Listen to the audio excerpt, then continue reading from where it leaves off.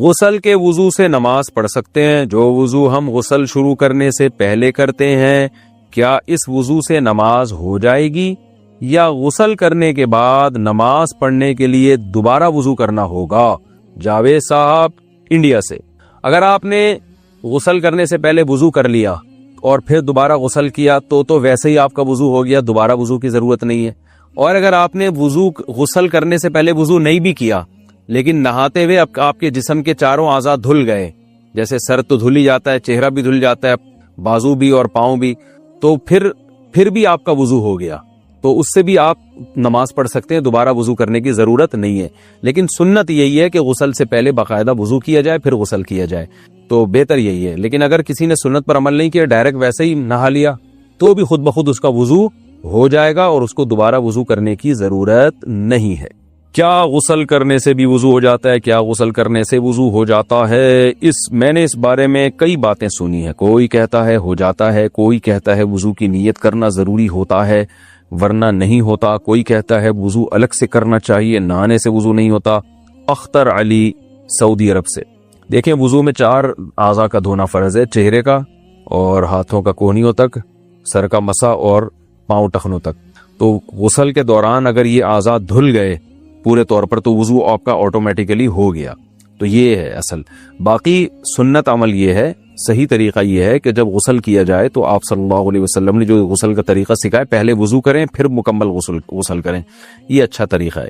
لیکن اس پر عمل نہیں بھی کیا, ایسے ہی پانی بہا دیا, تو بھی وضو آپ کا آٹومیٹیکلی خود بخود ہو جائے گا, دوبارہ وضو کی ضرورت نہیں ہے. غسل کا صحیح طریقہ کیا ہے؟ بنت یوسف. غسل میں پہلے ہاتھ دھوئیں, پھر کلی کریں, پھر ناک میں پانی ڈالیں, پھر تمام بدن پر پانی ڈالیں. کیا یہ طریقہ صحیح ہے یا یہ صحیح ہے کہ پہلے ہاتھ دھوئیں پھر کلی کریں وغیرہ وغیرہ وغیرہ؟ میں صحیح طریقہ بتا دیتا ہوں, کیونکہ غلط طریقہ انہوں نے کچھ غلط اور صحیح طریقے مکس کر کے لکھے ہوئے. تو صحیح طریقہ یہ ہے کہ سب سے پہلے آپ اپنے ہاتھ دھوئیں, اس کے بعد جہاں گندگی یا نجاست لگی ہے وہ گندگی اور نجاست اچھی طرح دھوئیں اور استنجا کریں. اس کے بعد آپ مکمل وضو کریں جیسے ہم پراپر وضو کرتے ہیں, اور پھر اس کے بعد آپ پورے جسم پہ پانی ڈالیں. یہ طریقہ ہے وضو کا, غسل کا. لیکن اگر آپ نے یہ طریقہ اختیار نہیں کیا اور ویسے ہی پورے جسم پہ پانی ڈال کے بہا دیا تو بھی غسل ہو جائے گا اور وضو بھی خود بخود ہو جائے گا اس میں. لیکن سنت طریقہ وہی ہے جو میں نے آپ کو بتایا. شرعی معذور کی نماز اور وضو کا حکم. حافظ عاصم دہلی سے پوچھتے ہیں, میری والدہ کو کسی بیماری کی وجہ سے بار بار ہر 5-10 سیکنڈ بعد پیشاب کے قطروں کی شکایت رہتی ہے, وہ نماز کیسے ادا کریں گی اور وضو کا کیا حکم ہوگا؟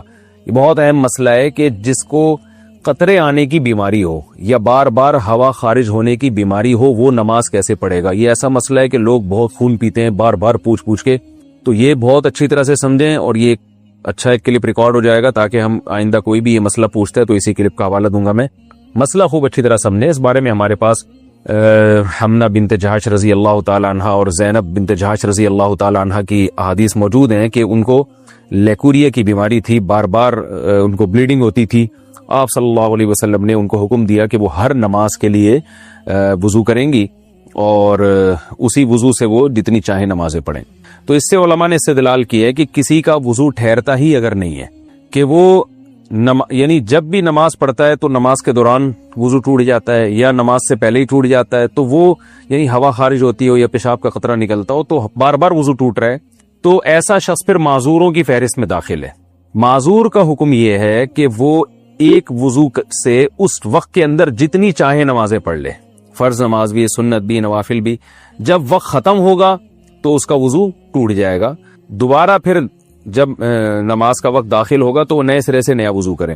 تو جو بیماری ان کو لاحق ہوئی ہے اس بیماری کی وجہ سے وضو نہیں ٹوٹے گا. جیسے کسی کو پیشاب کے قطروں کا مرض ہے تو ایسا معذور کا پھر پیشاب کا قطرہ نکل گیا تو وضو نہیں ٹوٹے گا. ہاں, ہوا خارج ہوئی تو وضو ٹوٹ جائے گا. اور اگر کوئی ہوا کا مریض ہے, اور میری چونکہ تھوڑی سی مزاح کی بھی عادت ہے, ہمارے مدرسے میں کچھ طلبہ ایسے تھے جن کو کوئی بیماری تھی, وہ نا ان کی ہوا بہت خارج ہوتی تھی تو ان کو وہ الگ سے وہ نماز پڑھتے تھے. تو ہم نے مذاق میں ان کا نام رکھا ہوا تھا کہ یہ پاک فضائیہ انہوں نے جوائن کر لی ہے نا. تو جو بھی اس قسم کے معذور تھے نا, ہم ان کو یہی ایک وہ تانا دیا کرتے, تانا تو نہیں, ایک مزاح کرتے تھے کہ آپ جماعت سے نماز نہیں پڑھ رہے, آپ الگ نماز پڑھ رہے ہو تو خیریت. تو کہتا تھا یار میں بھی پاک فضائیہ میں آ گیا ہوں. تو یہ مزاح ہوتا تھا ان کے ساتھ, اس کو مزاح ہی سمجھیں, کچھ اور نہ سمجھیں. تو ہوا بار بار خارج ہوتی ہے. ایک تو پاک فضائیہ وہ ہے جو واقعی پاک فضائیہ ہے، جو ایئر فورس ہے ہماری، وہ تو ہمارے لیے قابل فخر ہے. یہ فضائیہ سے مراد وہ والی فضا نہیں ہے، یہ کوئی اور والی فضا مراد ہے اس سے. تو بار بار کسی کی ہوا اگر خارج ہو رہی ہے، بار بار پیشاب کا قطرہ خارج ہو رہا ہے اور نماز کے دوران بھی قطرہ خارج ہو جاتا ہے، تو پھر اس کے لیے حکم یہی ہے کہ وہ اسی وضو سے جتنی چاہے نمازیں پڑھے. جب نماز کا وقت ختم ہوگا، نیا وقت داخل ہوگا، تو نئے وضو سے پھر وہ نئی نمازیں، وہ جتنی نمازیں چاہے پڑھیں گا. یعنی ایک وضو سے وہ اگلے وقت کی نمازیں نہیں پڑھ سکتا بس، لیکن کسی اور وجہ سے وضو ٹوٹا تو ٹوٹ جائے گا. اب یہ کہ معذوروں کی فہرست میں داخل کب ہوگا یہ سمجھیں. کسی بھی شخص پر کوئی ایک نماز کا پورا وقت ایسا آ جائے کہ جس پورے وقت میں کوشش کے باوجود وہ باوضو ہو کے نماز نہ پڑھ سکے،